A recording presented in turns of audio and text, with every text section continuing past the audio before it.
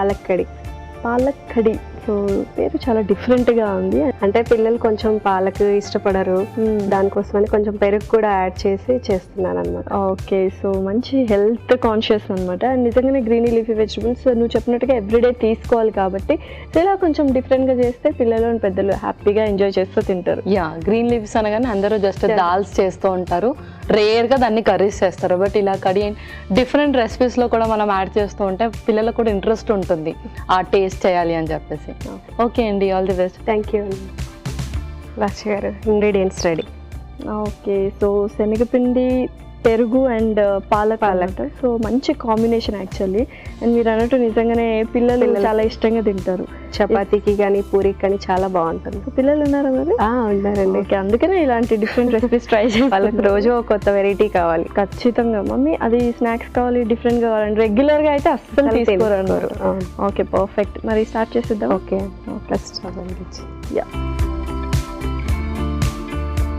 Stove on చేస్తున్నాం. So first oil, so నూనె వేసుకుంటాం.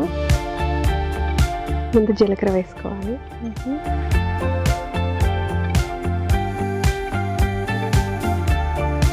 ఓకే, పసుపు, నెక్స్ట్ పాలక్,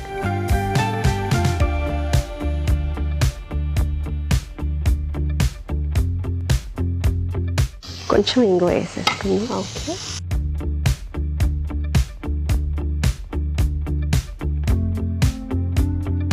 కొంచెం ఫాస్ట్గా మగ్గడానికి సాల్ట్,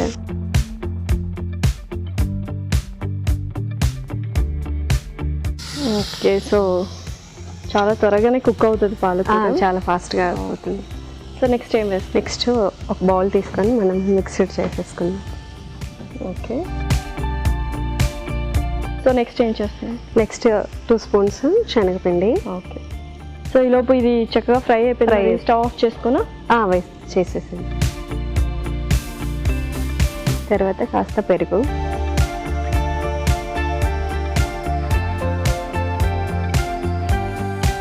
కాస్త వాటర్ వేసేసింది. చాలా.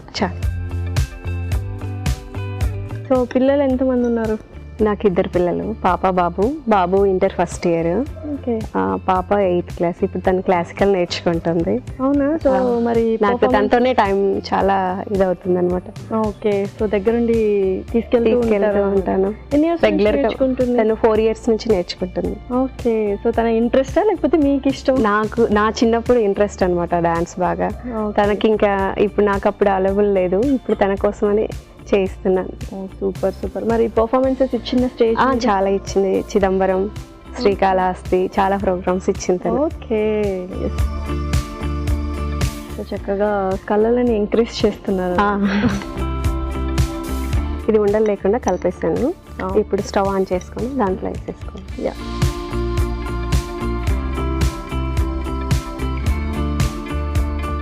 కాస్త వాటర్ వేసి దీంట్లోనే వాటర్ వేసి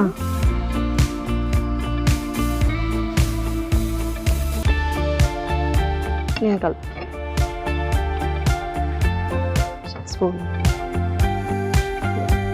టేస్ట్ సరిపోయినంత సాల్ట్ వేసేసుకోవాలి. సో ఇదైతే చాలా డిఫరెంట్ కర్రీ. మా పాప ఇంట్లో తోడుపెట్టిన పెరుగు తినదనమాట.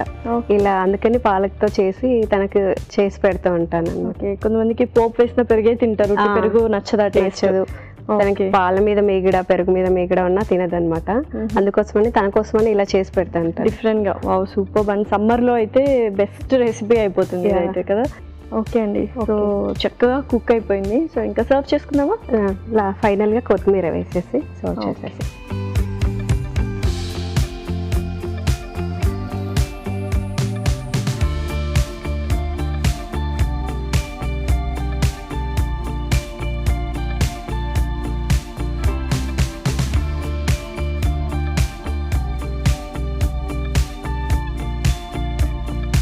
లైట్గా మధ్యలో అలా గార్నిష్ కూడా చేసేసాను.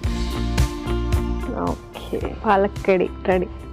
Okay, yes.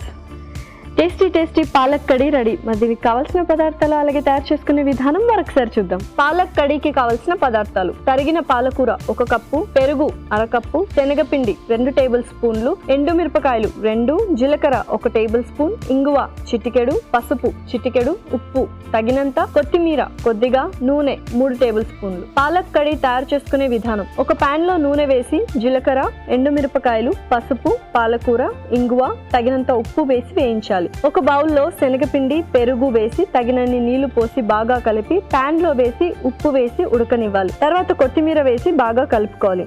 ఆపై కొత్తిమీరతో గార్నిష్ చేసి సర్వ్ చేసుకుంటే ఎంతో రుచికరమైన పాలక్ కడీ రెడీ.